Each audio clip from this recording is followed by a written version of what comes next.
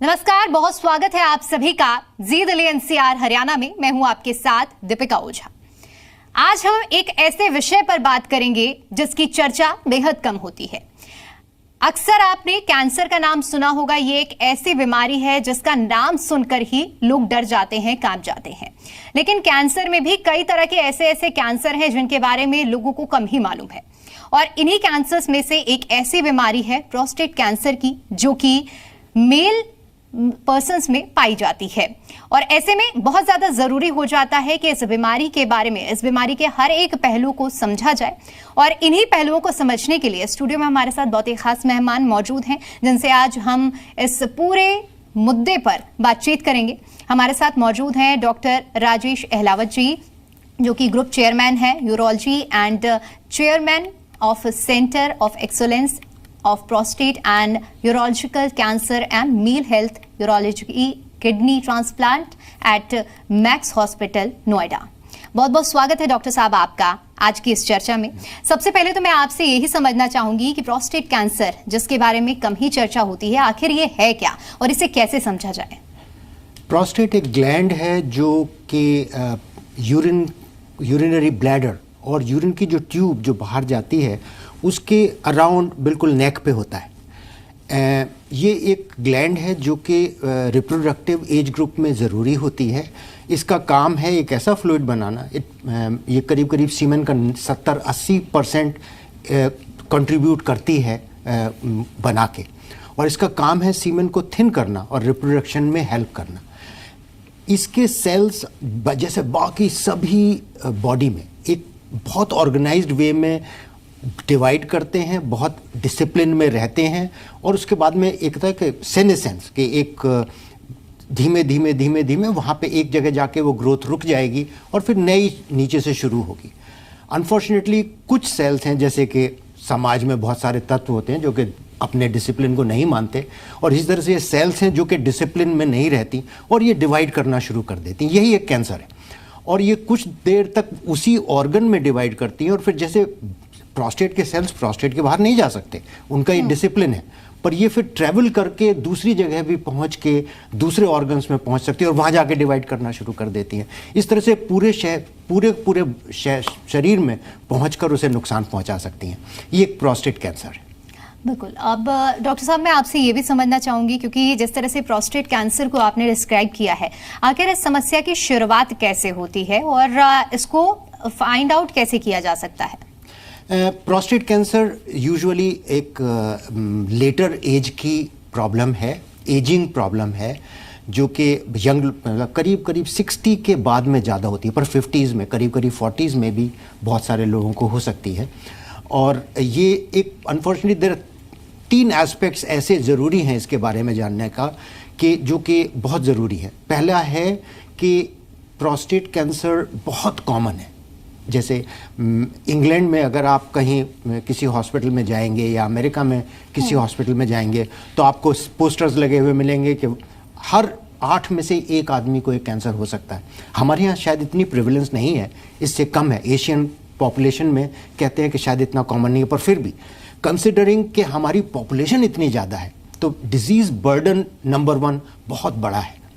Number 2, ये एक ऐसी एज में होती है जबकि आदमी बाकी सब चीज़ें, डायबिटीज़ है, ब्लड प्रेशर है, हार्ट की डिजीज़ है, इन सब से उलझा हुआ होता है, एजिंग साथ में होती है, और ऐसे टाइम में ये बीमारी होना, और जो कि हेल्थ को बहुत ख़राब करती है, ये बहुत ऐसी प्रॉब्लम है जो कि टर्मिनल ईयर्स की क्वालिटी बहुत ख़राब कर सकती है। और तीसरी जो ख़ास बात इसमें है कि ये बहुत शांत है शुरुआत में। ये एक शुरुआत में कोई साइन सिम्टम नहीं है इसका। बहुत सारे कैंसर ऐसे होते हैं जो कि इसलिए बढ़ते हैं क्योंकि आप उनको नेग्लेक्ट करते हैं। ये ऐसी समस्या है कि जिसको अगर न पहचानो तो आप हमेशा, जब भी इसको पहचानोगे तो लेट स्टेज में पहचानोगे। डॉक्टर साहब, यहाँ ये जानना भी जरूरी है, आपने एज ग्रुप का भी जिक्र किया कि 45 से जैसे ये 50 पे जाते हैं तो एक अलार्मिंग सिचुएशन हो जाती है। ऐसे में क्या ये भी संभव है कि जो ये एज लाइन है 45, इससे पहले कुछ ऐसे कभी आपने देखा है कि कोई मामले सामने आए हैं या कुछ अर्ली डायग्नोसिस? हाँ, ऐसा है, पर वो एक जो भी डिज़ाइन किया जाता है, जो भी स्क्रीनिंग डिज़ाइन करी जाती है, जो भी टेस्ट डिज़ाइन किए जाते हैं, जो भी प्लानिंग होती है, वो सब इस हिसाब से होती है जिसमें आप 99% लोगों को कवर कर सकें। तो मैं ये नहीं कहूँगा उससे पहले किसी को भी कि अनलेस एंड अनटिल किसी को सिम्टम्स हों कि नहीं आपको 30 साल पे जलने चलना चाहिए या 35 साल पे, वो एक खामखा उनको घबराने की सिचुएशन होगी। बिल्कुल नहीं, ऐसा नहीं है। अगर फैमिली हिस्ट्री है तो 45 साल की उम्र के बाद से, अदरवाइज 50 इयर्स के बाद में one should have these test done. और यूजुअली ये बीमारी है 60s, 70s एंड 80s की। वो एज ग्रुप में सर्टेनली जैसे ही किसी को सिम्टम हो उनको अपने सिम्टम्स अटेंड करने चाहिए। बिल्कुल डॉक्टर साहब, क्योंकि शुरुआत में ही मैंने जिक्र किया और आमतौर पर ये माना भी जाता है कि अगर किसी के घर में कैंसर डायग्नोस हो जाए तो उसे और उसके लव वंस को सबसे ज़्यादा इसी चीज़ का डर सताता है कि अब आगे क्या होगा। तो प्रोस्टेट कैंसर के केस में क्या होता है? क्या ये भी एक डेडली कैंसर है या इसे समय रहते क्योर किया जा सकता है? अगर 4th स्टेज तक पहुंचता है तो कितनी कॉम्प्लिकेशंस बन जाती हैं? बहुत अच्छा सवाल है, और क्योंकि इस एज ग्रुप में होता है और इसका बहुत वाइड स्पेक्ट्रम है। एक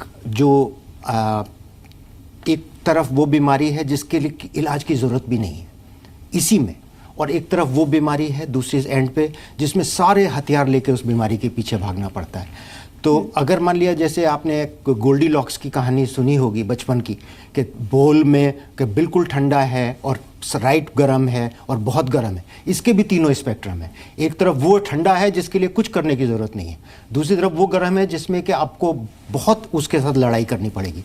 यूजुअली जो बीच वाला है जो है वो है जिसको कि यूजुअली हम सक्सेसफुली ट्रीट कर सकते हैं। बिल्कुल। स्क्रीनिंग की अगर हम बात करते हैं, आपने एक PSA टेस्ट का भी जिक्र किया है, तो इसकी शुरुआत में क्या नॉर्मल ब्लड टेस्ट के जरिए ही स्क्रीनिंग की जाती है और आगे के क्या क्या प्रोसेस रहते हैं इसमें? फॉर्चुनेटली बहुत सिंपल टेस्ट है, ब्लड टेस्ट है, हर जगह होता है। PSA ही एक ऐसा टेस्ट है जिसमें कि इसकी शुरुआत हो पता चल सकती है। बहुत रेयरली ऐसा होता है कि PSA नॉर्मल हो और फिर भी ये बीमारी हो। पर इसके साथ में एक और अलार्मिंग चीज़ है जो कि लोगों को पता होनी चाहिए कि बहुत सारी ऐसे सिचुएशन हैं, PSA बढ़ना ज़रूरी नहीं है कि प्रोस्टेट कैंसर हो। PSA बढ़ने के साथ बहुत सारे अलग कारण हो सकते हैं, इन्फेक्शंस हैं, इन्फ्लेमेशंस हैं, जिनमें PSA बढ़ा हुआ हो सकता है पर प्रोस्टेट कैंसर ना हो। तो डायग्नोस्टिक नहीं है, कंफर्मेटरी नहीं है, बट हाँ अगर है तो उसको ज़रूर अटेंड करना चाहिए और अप्रोप्रिएट आगे टेस्ट कराने चाहिए, जो कि हम आगे मेरे ख्याल से उनके बारे में बात करेंगे, पर शुरुआत यहीं से होती है। बिल्कुल। तो अर्ली डायग्नोसिस बहुत ज़्यादा ज़रूरी है अगर कुल मिलाकर देखा जाए। एक सवाल मेरे मन में भी जो आ रहा है, मैं आपसे ये भी जानना चाहूँगी कि लाइफस्टाइल का बहुत ज़्यादा असर पड़ता है अगर हमारे शरीर में कोई भी बीमारी होती है, तो क्या प्रोस्टेट कैंसर को भी ख़राब लाइफस्टाइल से जोड़कर देखा जा सकता है, एक फैक्टर माना जा सकता है? दो चीज़ें हैं। एक तो मेल हार्मोन्स कि ये एक तरह से जिस मेल हार्मोन्स का नतीजा है, इफ़ेक्ट का है उस ग्लैंड के ऊपर over a long period of time, जिसकी वजह से डेवलप होता है। पर कुछ लाइफस्टाइल चीज़ें हैं जिनमें से एक ओबेसिटी है। ओबेसिटी का बहुत क्लोज रिलेशन है कि इस बीमारी से। दूसरी चीज़ कि वेजिटेरियन डाइट के साथ में कम इंसिडेंस है, जो रेड मीट कंजम्पशन है उसके साथ में भी थोड़ा सा इसका इंसिडेंस हाई हो सकता है।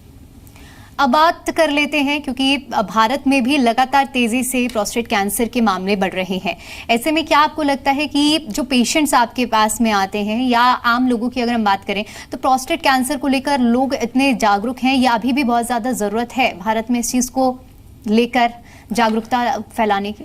है, ज़रूरत है दोनों ही तरफ से। एजुकेशन, आई वुड से जागरूकता के बजाय प्रॉपर एजुकेशन। हमारे यहाँ दो कैटेगरीज हैं। एक वो हैं जो कि व्हाट्सएप यूनिवर्सिटी और गूगल के फॉलोअर्स हैं और वो इतने घबराए हुए होते हैं कि वो खामखा टेस्ट करवाते रहते हैं, और दूसरी तरफ अनअवेयर लोग बाग हैं जिनको पता भी नहीं है।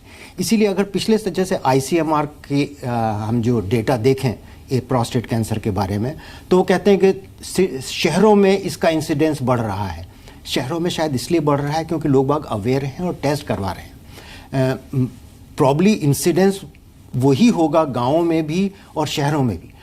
पर यूजुअली गाँव में या सब अर्बन एरियाज़ में जब तक डायग्नोस होती है बहुत लेट हो चुकी होती है, क्योंकि उनको अर्ली डायग्नोसिस नहीं मिलती।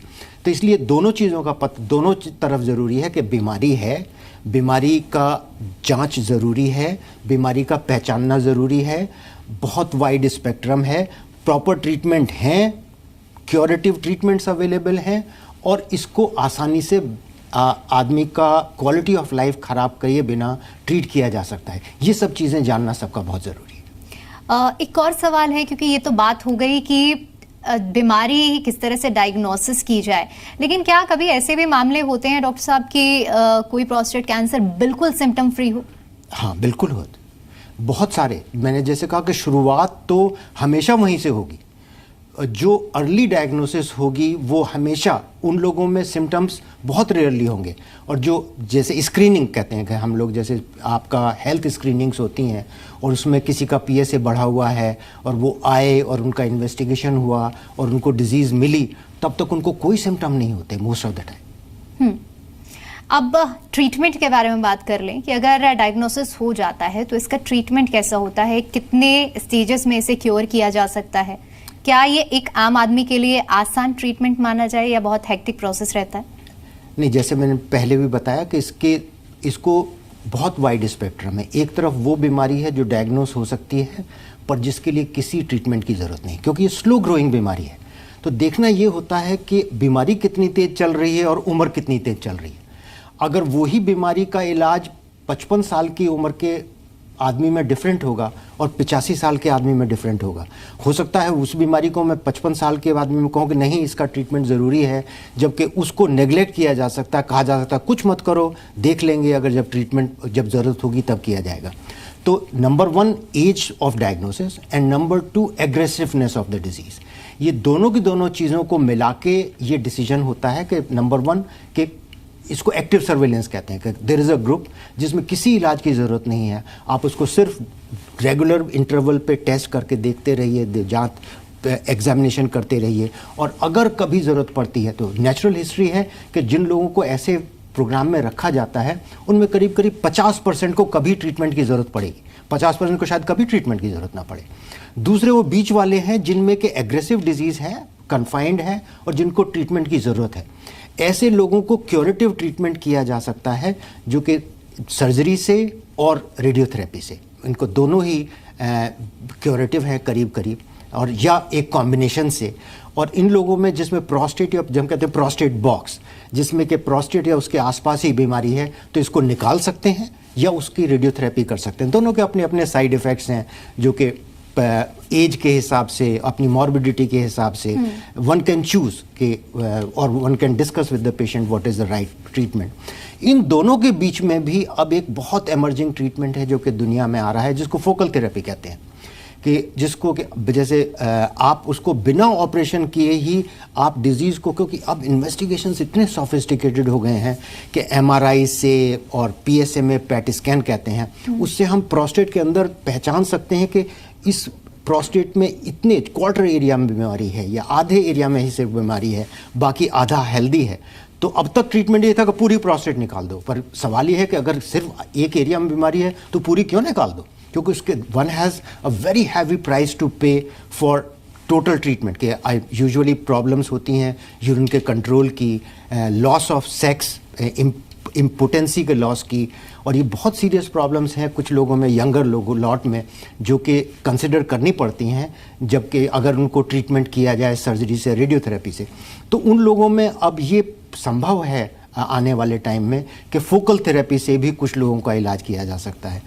तीसरा वो है लॉट जिसका मैं बात कर रहा था कि बीमारी बहुत एग्रेसिव है या एडवांस्ड है, प्रोस्टेट से बाहर निकली हुई है, तो उसका मेडिकल ट्रीटमेंट होता है और वो बहुत सक्सेसफुल है। पिछले 10 साल में इतने इम्प्रूवमेंट हुए हैं कि हमारे पास बहुत तरीके हैं उसको भी अच्छी तरह से काबू में करने के लिए। डॉक्टर साहब, क्या प्रोस्टेट कैंसर में, क्योंकि आपने फोकल थेरेपी का भी जिक्र किया है, तो रोबोटिक सर्जरी हम देखते हैं कि हर एक हम जब ट्रीटमेंट में किसी भी ऑपरेशन में बात करते हैं इस्तेमाल किया जाता है, तो क्या इस ट्रीटमेंट में भी इस सर्जरी का यूज़ किया जाता है? इसका ऑलमोस्ट रोबोटिक सर्जरी से ऑलमोस्ट पूरा ट्रांसफॉर्म हो गया है सीन प्रोस्टेट की सर्जरी का। एक टाइम था जबकि प्रोस्टेट की सर्जरी जब ओपन सर्जरी होती थी तो एवरेज ब्लड लॉस कहा जाता था 2 लीटर का एक सर्जरी में, और पहले से ब्लड का इंतजाम 3 या 4 का किया जाता था इस प्रोस्टेट में ऑपरेशन के लिए। आज की तारीख में रोबोटिक सर्जरी से ये सर्जरी ब्लडलेस है, ऑलमोस्ट 0% ब्लड ट्रांसफ्यूजन रेट है।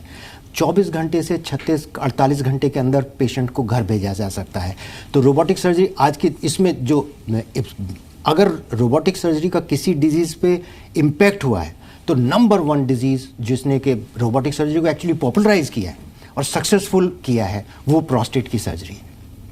कैंसर का जब नाम लिया जाता है तो कैंसर से आमतौर पर लोग जो जागरूक नहीं है वो सीधे सीधे ये सोचते हैं कि कीमोथेरेपी होगी, तो क्या प्रोस्टेट कैंसर में भी कीमोथेरेपी के सेशंस होते हैं?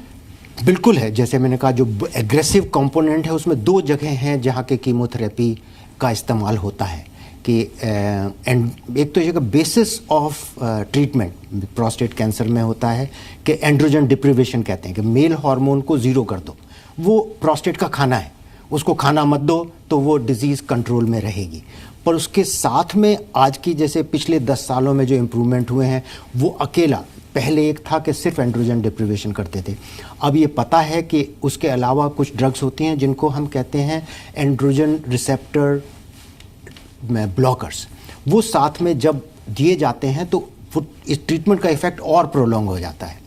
वो कई सारे हैं हमारे पास, जो कई सारी ड्रग्स हैं जो कि होती हैं। उसके साथ में अब ये माना जाता है कि अगर एग्रेसिव डिजीज़ है तो इन दोनों ही सफिशिएंट नहीं है, तो आप एंड्रोजन डिप्रिवेशन भी करिए, उनके साथ में आरपी कहते हैं एंड्रोजन रिसेप्टर ब्लॉकर्स भी दीजिए, और तीसरा एक कीमोथेरेपी भी दीजिए। तीनों को अगर आप देते हैं तो डिजीज़ को बहुत लंबे टाइम तक, शुरुआत से ही तो लंबे टाइम तक आप उसको ब्लॉक कर सकते हैं।